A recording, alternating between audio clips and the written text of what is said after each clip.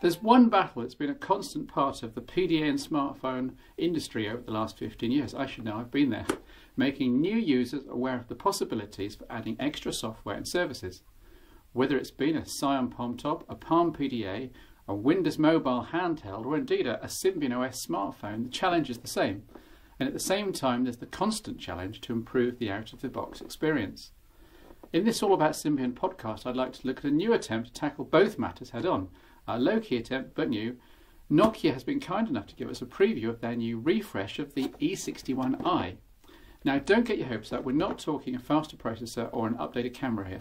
Those will have to wait for a future model. Nokia's refresh consists merely of adding a couple of extras to the box. A quick start booklet, around 12 pages in each language, headed up, hosted email and navigation, and a micro SD card and SD adapter.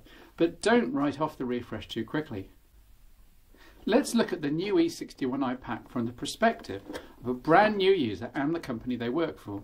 The company probably has less than 30 employees and has bought the E61i for them to improve their productivity while mobile and to squeeze a little extra work out of them on the train or tube, no doubt.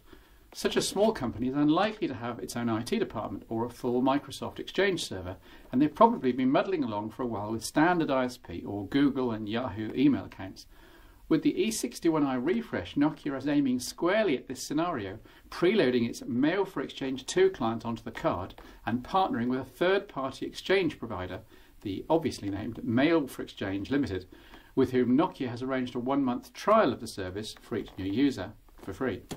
So the new E61i owner pops in the supplied card and Mail for Exchange installs automatically, saving the user having to burrow on the CD or find the install file on the internet. They then follow the screen-by-screen steps in the Quick Start booklet. The first of these is to set up a trial account on Mail for Exchange Limited servers, and the rest is just entering Nokia's Mail for Exchange client settings. These can be quite tricky to get right, but it's a case of just typing in the settings listed in the booklet.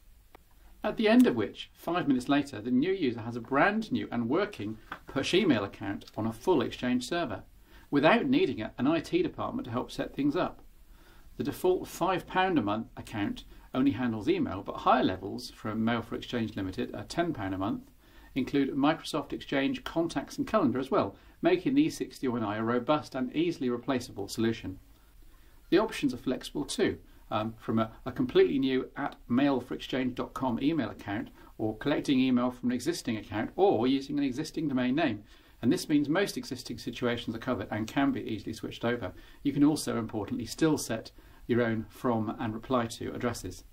If the E61i is bought into a company that does have its own Exchange server, of course, things are even quicker and full PIM syncing is then available locally, though the user would need the server admin person to help set up the Mail for Exchange client. Also on the microSD card is the latest version of Nokia's free Maps client, although there's no default map data, this being a Europe-wide product.